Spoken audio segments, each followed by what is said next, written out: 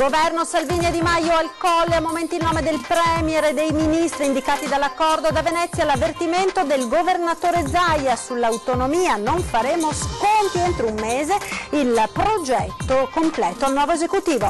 Caccia ai banditi che hanno preso di mira una villetta nel Vicentino, ore di terrore per un anziano ed il nipotino di appena 11 mesi legati e sequestrati dai rapinatori.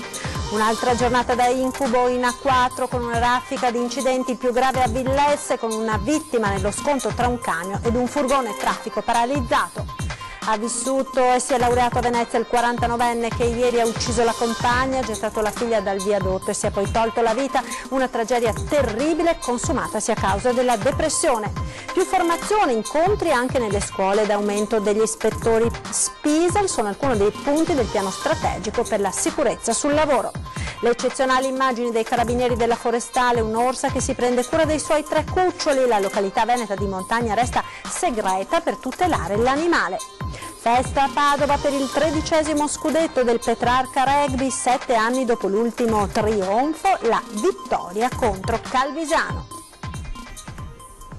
Buonasera e ben ritrovati con l'edizione del Veneto dei nostri telegiornali. In primo piano la politica con i momenti decisivi a Roma per la formazione del nuovo governo targato Lega 5 Stelle. Oggi al Colle Di Maio e Salvini per presentare il nome del Premier, che potrebbe essere il docente universitario di diritto amministrativo Giuseppe Conte, e la lista dei ministri.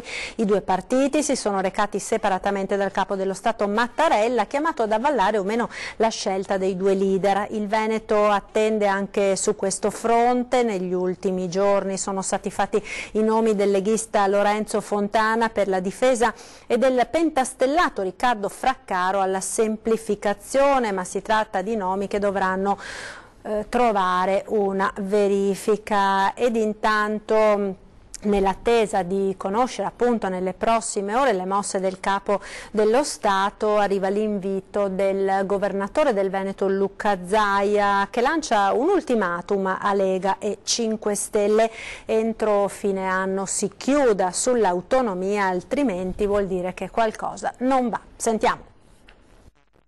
Non è stato coinvolto il presidente del Veneto Luca Zaia nelle febbrili fasi della formazione del governo. A confermarlo col sorriso sulle labbra è lo stesso governatore, più volte nelle ultime settimane chiamato in causa come potenziale premier. Il mio telefono è sempre tranquillo, non scotta, nessuna telefonata, nessuno scrive, nessuno telefona, perché hanno capito che io mi devo occupare del Veneto. E anzi, non dormono sonni tranquilli, perché noi abbiamo l'autonomia. E un istante dopo che il governo si sarà formato, noi presentiamo il conto sull'autonomia. Chiaro per tutti questo.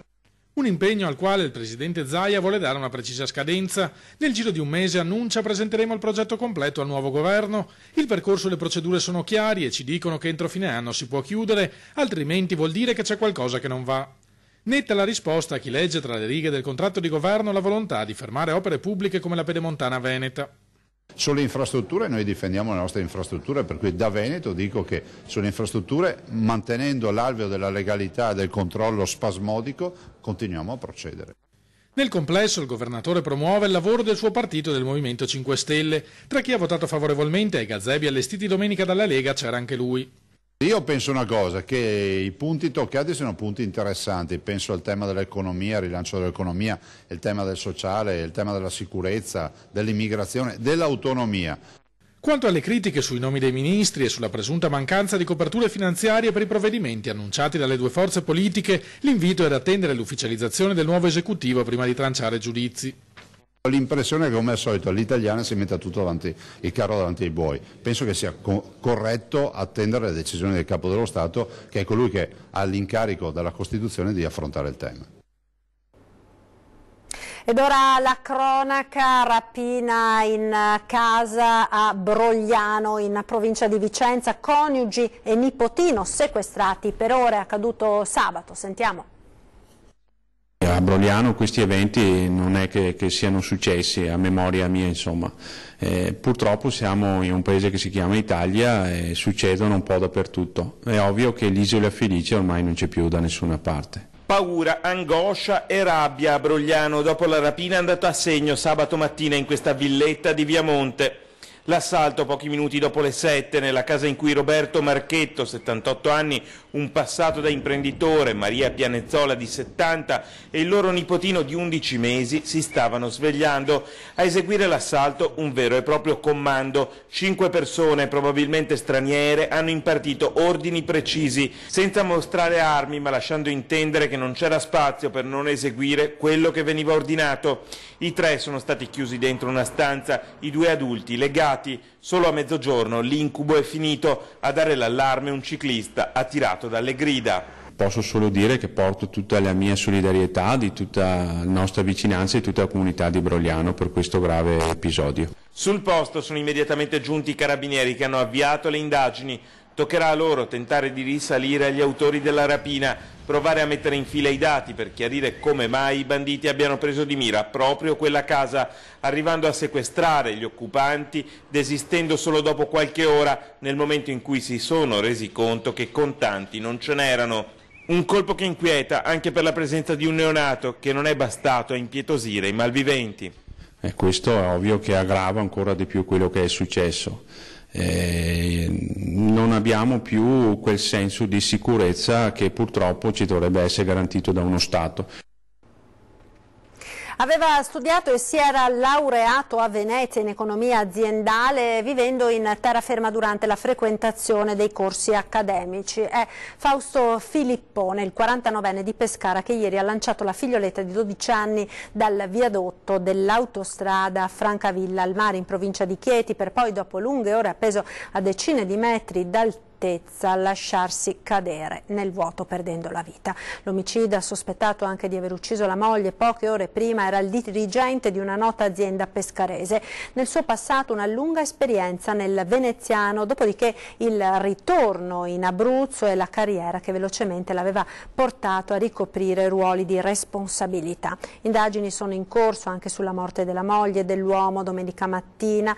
La donna era precipitata dal balcone della sua abitazione spirando all'ospedale, molto probabilmente spinta dallo stesso 49enne che poi ha messo in atto il suo folle, tragico piano.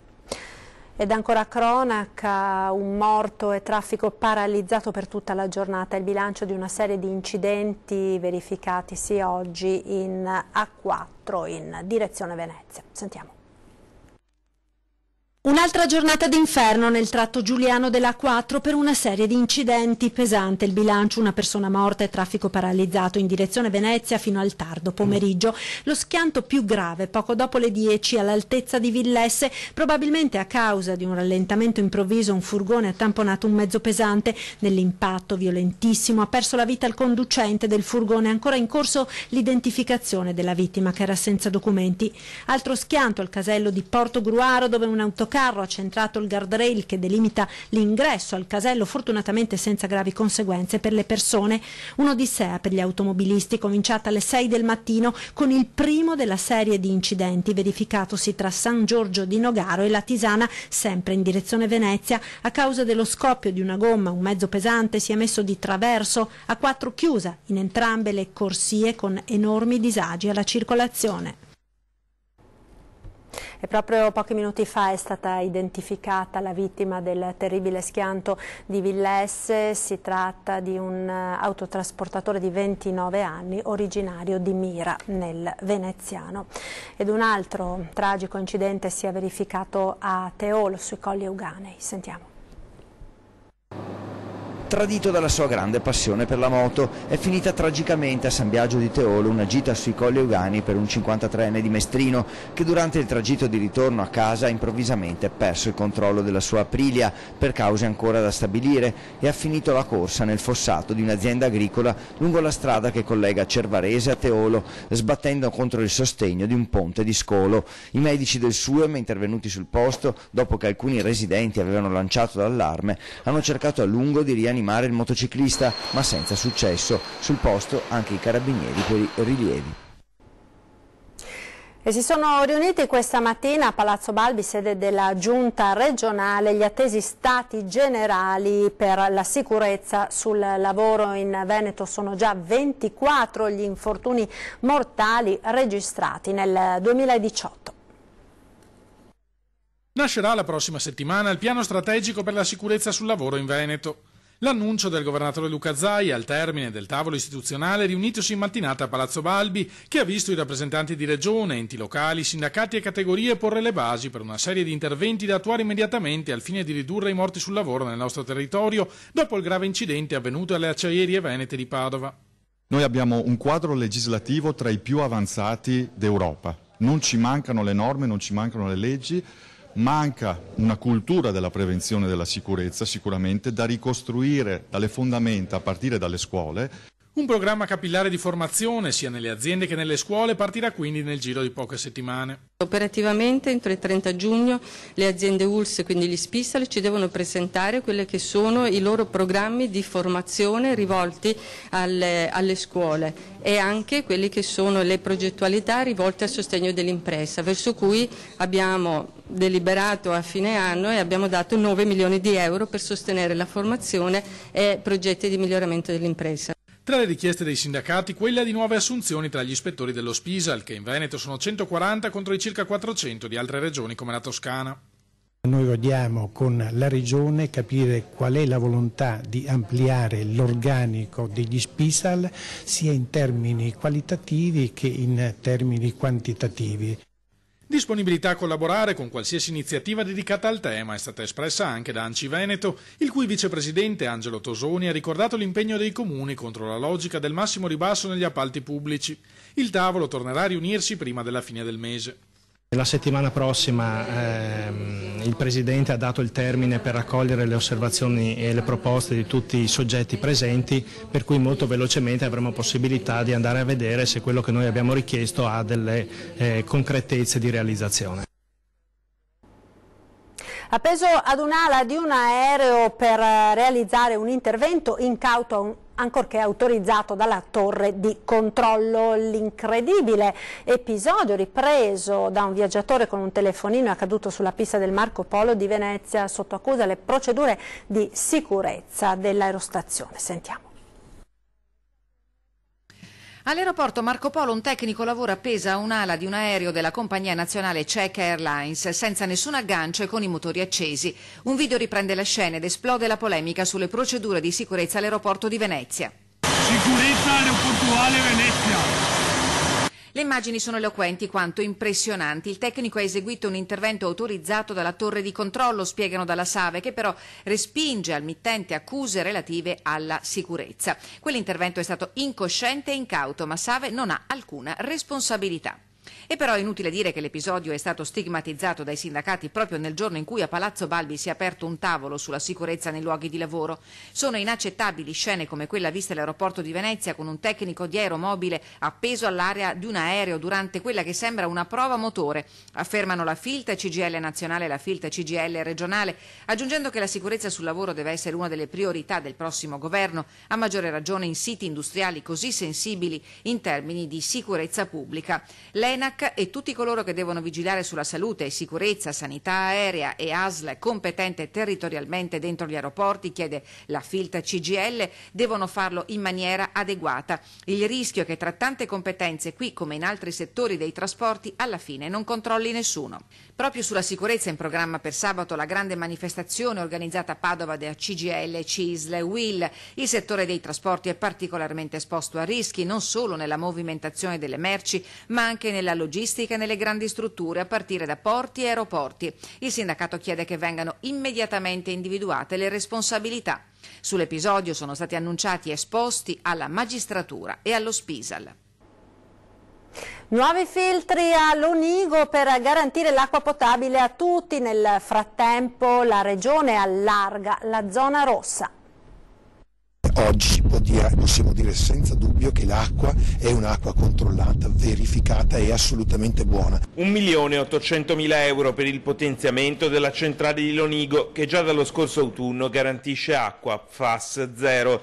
Con i nuovi filtri, metà sono finanziati dalla Regione, il sistema che prima era sottodimensionato ora è all'altezza della rete idrica. Un sistema di filtri nel cuore della zona rossa che restituisce un po' di serenità agli abitanti che per decenni hanno bevuto acqua inquinata. È stato attivato anche questo secondo impianto che è costato 1,8 milioni, la Regione ha contribuito per più del 50% dell'opera, in pochissimi mesi è stato realizzato e quindi questo consente a questo impianto, che ripeto da ottobre garantiva l'acqua a PFAS 0, di essere molto più gestibile anche sulla sostituzione dei filtri, che comunque rimane necessaria. L'aggiornamento dell'impianto, già portato a termine a Lonigo, ben presto riguarderà anche gli altri del Veneto. Noi ci siamo costituiti immediatamente parte offesa come collettività, come Regione Veneto, abbiamo chiesto anche ai comuni di farlo perché riteniamo che non sia corretto che, se vengono individuate delle responsabilità, scappi qualcosa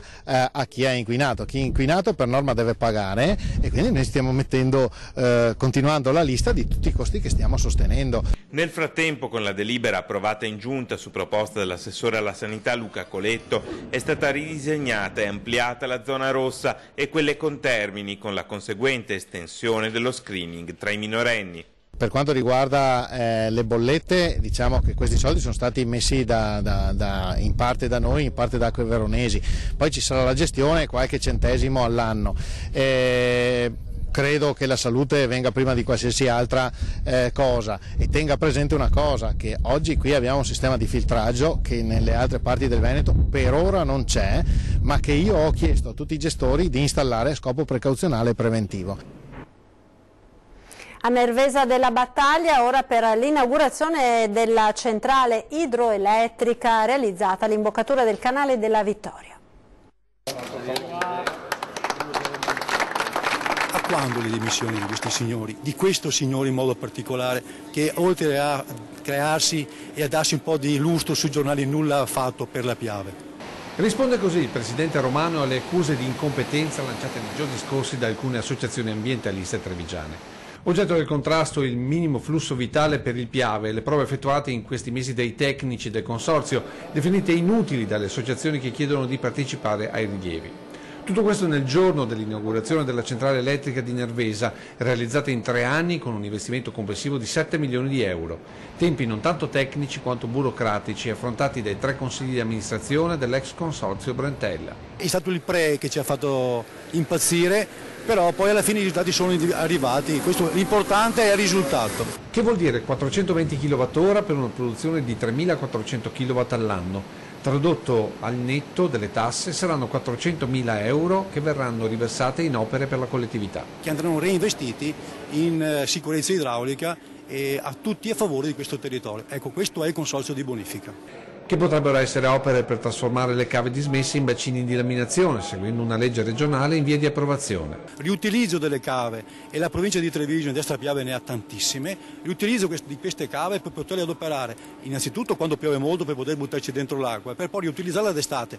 E dopo l'inaugurazione dell'abbazia di Sant'Eustachio, un'altra opera importante per la comunità di Nervesa. Per il comune di Nervesa c'è un'altra sala a disposizione. C'è un'altra sala a disposizione di 60 posti, abbiamo stipulato una convenzione col Consorzio Piave, che ringrazio, e sarà a disposizione di tutte le associazioni una sala panoramica che permetterà di vedere Montello e Piave.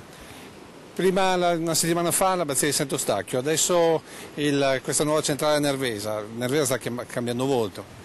Beh, abbiamo lavorato molto in questi anni, Nervesa sta cambiando volto e mi auguro che ci potranno essere ancora delle sorprese più avanti.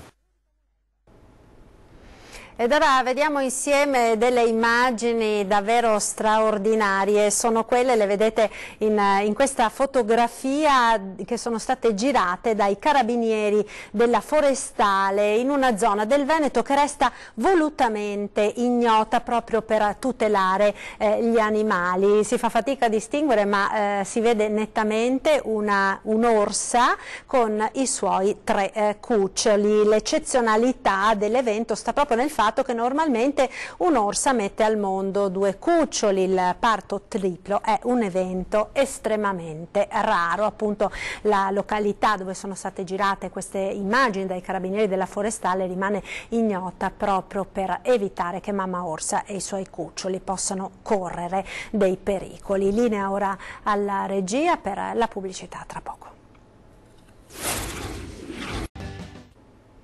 Rieccoci in diretta con l'edizione del Veneto dei nostri notiziari a Vittorio Veneto, ora con il raduno nazionale dei Fanti al via mercoledì. Ripercorreranno la linea del fronte da Cimagrappa al Piave a Nervesa fino a Vittorio Veneto, simboleggiando il viaggio delle migliaia di giovani caduti verso quel traguardo che rappresentava anche la fine della guerra. Sono i Fanti impegnati nel pellegrinaggio sulle orme degli eroi che darà inizio alle manifestazioni del 34esimo raduno nazionale dei Fanti, un raduno altamente simbolico e commemorativo, quello di Vittorio Veneto, nel centenario della fine della Grande Guerra, all'insegna della memoria dei tanti ragazzi che in questa terra hanno perso la vita. Questo gruppo chiamerà a raccolta tutti i caduti e dirà loro: venite con noi, venite a Vittorio Veneto, perché non siete giunti da vivi, noi vi accompagneremo da caduti. Sembra quasi di sentire gli scarponi di questi nostri caduti che seguono questo gruppo e si porteranno con questo gruppo a Vittorio Veneto, pronti a sfilare dietro le proprie brigate. E degli oltre 529.000 caduti censiti nella Grande Guerra, ben 359.000 era costituito da Fanti, che pagarono quindi il tributo più pesante in termini di vite spezzate. La fanteria carne da macello, il 68% dei caduti, quindi un altissimo tributo di sangue. È giusto ricordarlo perché sembra a volte che questo dato sia dimenticato. Invece dobbiamo dare onore a questi giovani che, volenti o nolenti, sono caduti per noi. La memoria di quei caduti sfilerà domenica a Vittorio Veneto dietro gli striscioni delle 116 brigate che accolgono Fanti da ogni parte d'Italia, dalla Sicilia al Veneto, dal Piemonte al Friuli. Marceranno fianco a fianco, così come fianco a fianco combatterono nelle trincee 100 anni fa. Non ci saranno striscioni che indicheranno la provenienza, la provincia, la sezione, no, assolutamente no. Sono fianco a fianco che procederanno senza alcuna distinzione, proprio per questo, quasi a significare quanto è avvenuto 100 anni fa nelle trincee. Festa a Padova per il 13° scudetto del Petrarca Rugby.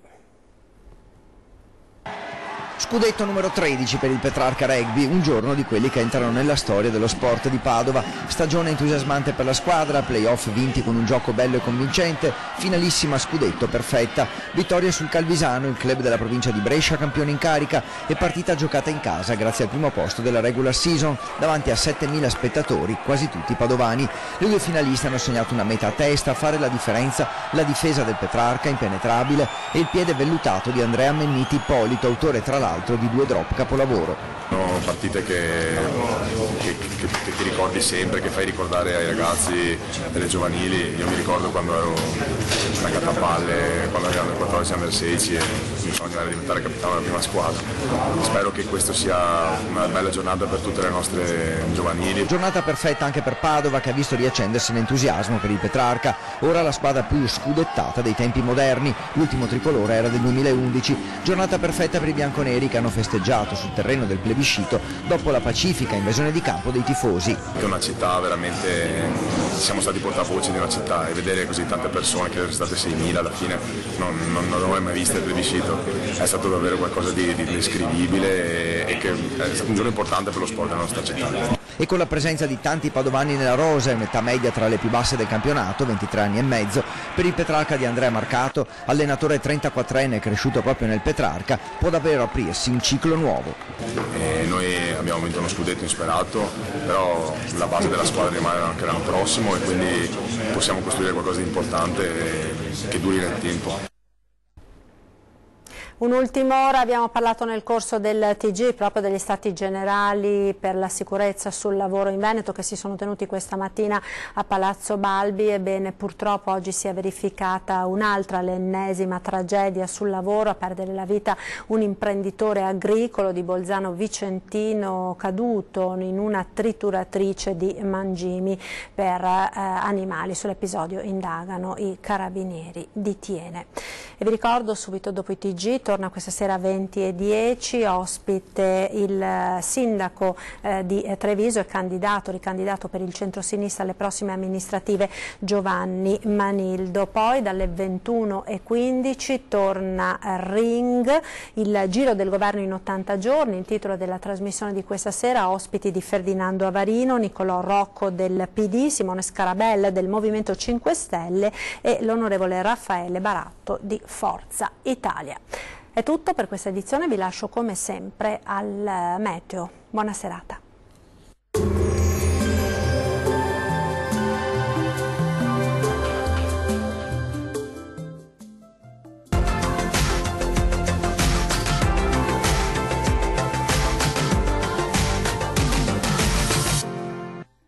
Ben ritrovati al meteo. Condizioni di tempo perturbato sulle nostre regioni. Vediamo il dettaglio di martedì 22 maggio. Sul Veneto sarà molto instabile. Sin dal mattino cielo molto nuvoloso con rovesci e temporali piuttosto diffusi un po' su tutti i settori e localmente anche di moderata intensità. Migliorerà entro la nottata con fenomeni in via di cessazione. Temperature in calo con minime tra 13 e 18 gradi, valori massimi compresi invece tra 17 e 20 gradi circa. Situazione simile sul Friuli Venezia Giulia, molto instabile fin dalla prima parte della giornata ma con qualche schiarita in più. Col passare delle ore fenomeni temporaleschi un po' ovunque, anche di forte intensità. Anche in questo caso migliorerà entro la nottata. Temperature in diminuzione con minime tra 14 e 16 gradi, valori massimi compresi invece tra 20 e 21 gradi circa. Non cambia di molto la previsione sul Trentino Alto Adige. Al mattino rovesci sui settori meridionali della regione, qualche schiarita in più su quelli alpini di confine. Dal pomeriggio temporali anche forti, possibili un po' ovunque sul territorio regionale.